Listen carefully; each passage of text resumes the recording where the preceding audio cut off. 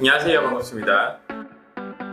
허브게이트 TV의 정환입니다. 반갑습니다. 12월 마지막 주자 재료 브리핑이네요. 그렇죠. 2021년도 마지막 또 재료 브리핑인 것 같습니다. 자, 그럼 21년도 시작을 하기 전에 어떻게 좀 보람찬 21년을 마감을 하셨을까요? 대표님은? 뭐 목표로 했던 것들이 뭐 이뤄진 것도 있고 조금 안 된 것도 있고 해서 조금 시원섭섭한 또 2021년인 것 같습니다. 그러면 우리 허브게이트 TV도 2022년도는 더 한 번씩 파이팅 해보도록 하고요. 저희가 시작을 하기 전에 이렇게 주 단위로 저희가 재료 브리핑을 매주 올려드리고 있습니다. 어떻게 보면 일정에 맞춰서 올려드리는 재료이기 때문에 상당히 매력이 있는데 저희가 매일매일 또 텔레그램에서는 실시간으로 당일 좀 중요한 재료적인 부분도 다 체크를 해드리고 있으니까 한 번씩 좀 놀러와 주시고요. 이번 주 재료 브리핑 같이 한번 시작을 해보도록 하겠습니다. 자, 첫 번째 모멘텀으로는 저희가 또 연말에 되면 연속적으로 나와주는 동일한 재료 모멘텀이 하나 있죠. 그쵸. 네, 마치 첫 번째는 이제 택배 대란. 네, 그래서 이번에 이제 저번 주부터 이제 계속적으로 나왔던 이슈인데 CJ 이제 대한통운의 노조가 이제 총 파업을 하면서 물류 대란이 좀 더 올 수 있다라는 이슈가 나왔습니다. 원래 항상 연말에는 이 택배 대란, 물류 대란 이슈가 언제나 부각을 받아줬습니다. 그게 이제 통상적으로 재료 매매적으로 봤었을 땐 예시를 들어서 여름에는 이제 에어컨이 잘 팔릴 거다 하면서 한 2, 3월부터 이 에어컨 관련주들이 움직여주는 경우가 있고 12월에는 한파가 올 것이다. 그러면서 한 8, 9월부터 또 이렇게 어떻게 보면 보일러 관련주들이 움직여줍니다. 근데 지금 연말에는 또 이 시기에 맞춰서 물류 대란 관련주들이 움직여주는데 28일날 CJ 대한통운이 노조 총파업을 93% 이상 가결이 나와주면서 들어가게 됐어요. 그렇게 되면 이 바쁜 시기에 한 번 더 물류 대란에서 와줄 수 있을 만한 가능성이 높아졌다는 거겠죠. 그렇게 되면 이게 연속성을 얼마나 가질지에 대해서는 의구심은 있으나 충분히 오는 주에는 부각을 받아줄 수 있지 않을까라고 판단이 되고 있어요. 그죠? 이게 이제 물류 대란의 근본적인 이유를 보면은 사실 아무래도 이제 이게 굉장히 좀 조심스러운 게 뭐 모든 사람들이 일을 하는 게 이제 각자의 뭐 돈을 벌거나 뭐 이윤을 기업도 마찬가지지만 다 이윤을 추구하려고 일을 하는 건데 이 택배 회사들이 택배의 그 물류 값을 이렇게 올렸는데 그에 따라서 왜 내 임금은 이런 이제 이슈가 터져 나오다 보니까 올려주면 좋겠다라는 것 때문에 이 상황이 벌어진 걸로 알고 있고 아무래도 이게 사실 좀 잠잠할 때 물류도 그냥 뭐 크게 뭐 상관없다 뭐 한두 명 쉬어도 뭐 택배하고 싸고 하는 거 문제 없다라고 하는 것보단 뭐 요번에 이제 크리스마스도 있었고 그리고 또 코로나도 있었고 그리고 또 뭐 중국의 춘절도 있고 굉장히 이제 물동량이 굉장히 많아지는 시기이다 보니까 어떻게 보면 이제 또 요때다 싶어서 하는 것도 물론 있는 것 같아요. 그래서 복합적인 이유가 있겠습니다만 어쨌든 이제 CJ 대한통운 이제 노조분들께서 이제 총파업을 하면서 물류 대란이 싹 틔울 수 있다라는 이슈가 나왔다 보시면 될 것 같습니다. 근래 들어서 코로나19 이슈가 나와지고 나서 이 택배 수요가 정말 많이 늘었죠. 거의 뭐 모든 거 택배로 하니까. 최근에 또 보면 확진자 수가 정말 많이 늘었습니다. 7,000명, 8,000명 가까이 늘어나면서 이 배달, 택배에 대한 수요 자체가 어마어마하게 증가를 하고 있는 가운데 연말 일정도 많이 껴있는 상황이고 노조 파업까지 이루어지고 있다 보니까 이런 문제가 좀 생기고 있다라고 이해를 해주시면 될 것 같아요. 하지만 이게 정말 매출과 영업이익에 연관이 될 수 있을 만한 정말 실제하는 이런 테마군은 아니라는 말씀을 드리고 싶어요. 예시를 들어서 반도체 섹터, 반도체의 호황은 다가오고 있다. 반도체의 겨울은 끝났다.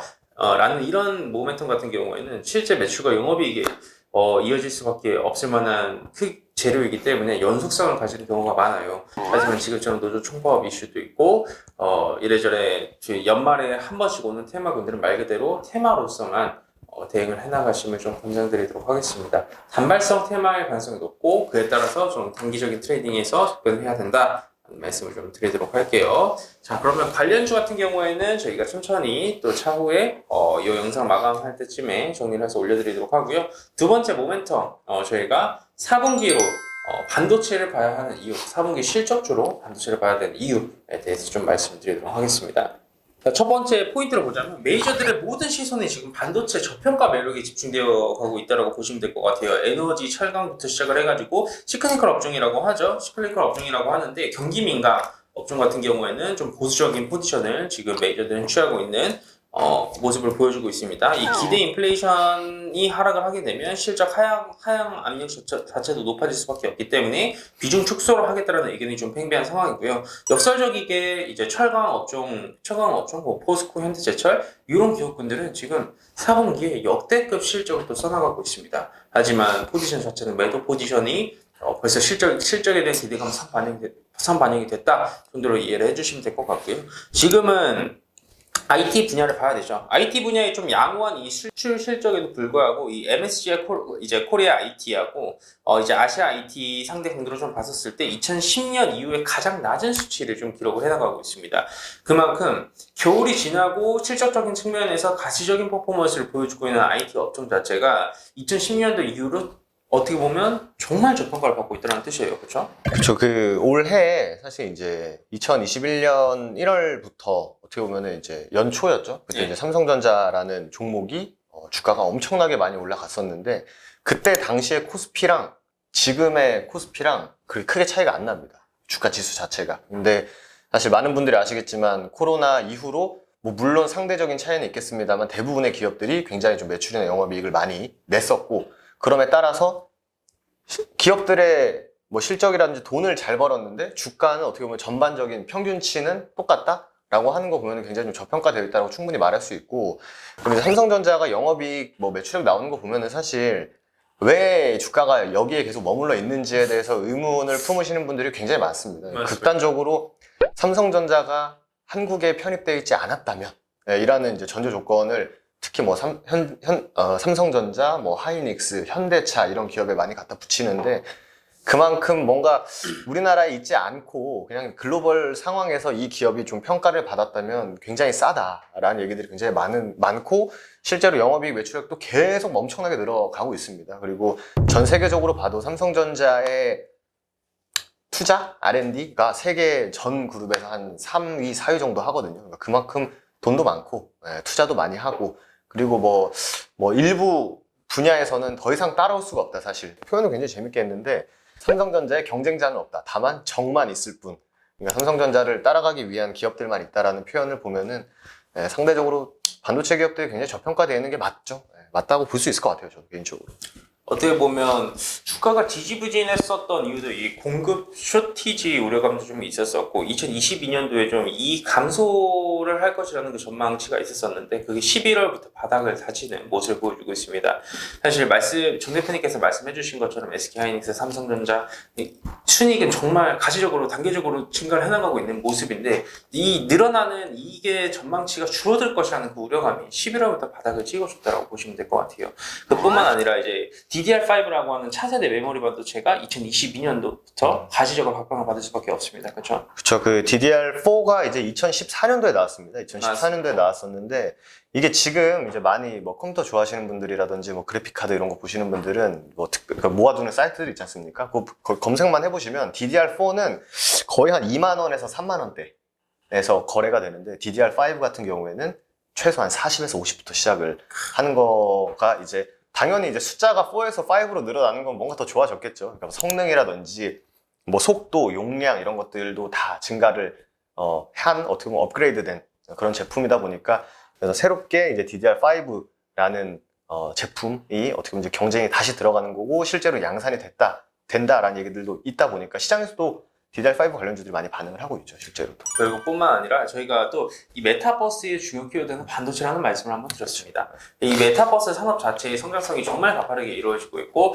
이 메타버스의 산업 자체가 성장할수록 이 DRAM 수요에 대한 COT 자체도 가시적으로 늘어나줄 수밖에 없다라는 거예요. 그렇게 되면 당연히 상승 모멘텀 또한 한 가지 더 메타버스라는 키워드를 통해서 움직여줄 수 있기 때문에 새로운 모멘텀 메타버스와 DDR5라는 이슈를 이제 등에 업고 그 다음에 이익 감소 전망치 또한 바닥을 다져주면서 움직여주고 있으며 실적이 탄탄하게 받쳐주고 있는 섹터 자체가 반도체 섹터이기 때문에 2022년도 최소한 상반기 그리고 정말 오래 보면 하반기까지는 반도체 섹터를 관심 있게 봐야 된다. 말씀드리도록 하겠습니다. 코스피의 시가총액 대부분을 반도체가 좀 가지고 있습니다. 그러다 보니까 코스피 시장 또한 상당히 장밋빛 전망이 그려지고 있어요.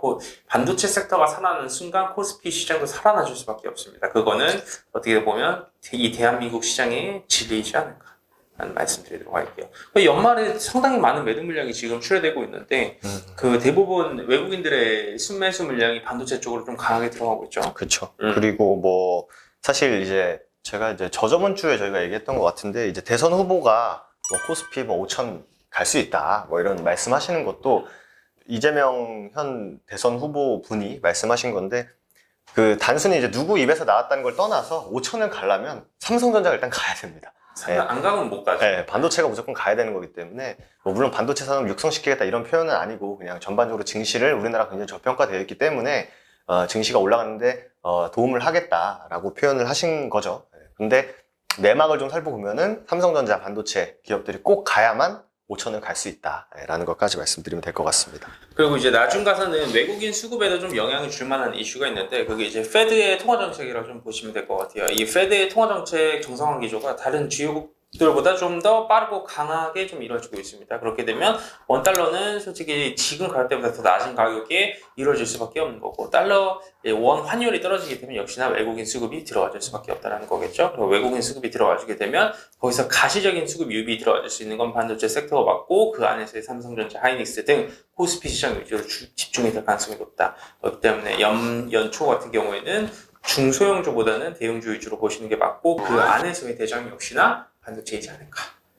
라는 말씀 드리도록 하겠습니다. 네, 일단 첫 번째 그러면 저희가 했었던 이슈부터 좀 봐드리도록 하겠습니다. 물류대란 관련주 과연 어떤 기업분들이 주목을 받을까요? 일단 뭐 시장에서는 이제 동방이라는 기업이 어떻게 보면 이제 이 테마의 대장급으로 좀 움직이고 있는 상황입니다. 사실 동방이라는 기업이 예전에 이제 쿠팡 상장할 때 쿠팡도 어쨌든 간에 물류 이렇게 서비스하는 기업이다 보니까 이 동방이라는 기업이 좀 수혜를 받았었고 항만과 물류 거점을 통해서 네트워크 시스템을 구축하고 있는 그런 기업이다라고 보시면 될 것 같습니다. 그리고 뭐 동방, 뭐 한솔 로지스틱스, 한익스프레스 정도 3개 정도 기업을 저희가 가져왔는데 사실 여러 가지 기업에 대해서 아는 것도 중요하지만 테마는 사실 테마일 뿐이다 보니까 관련 기업분들 어떻게 움직여주는지만 모니터링 하시면 좀 권장드리도록 하겠습니다. 차라리 세부적인 기업에 대해서 알려면 역시나 반도체 쪽을 좀 집중해서 보는 게 차라리 더 매력이 있겠죠? 그렇죠. 네, 반도체 같은 경우는 뭐 아시겠지만 삼성전자, SK 하이닉스가 일단 뭐 대장, 부대장급으로 움직이는 상황이고 최근에 굉장히 핫하죠.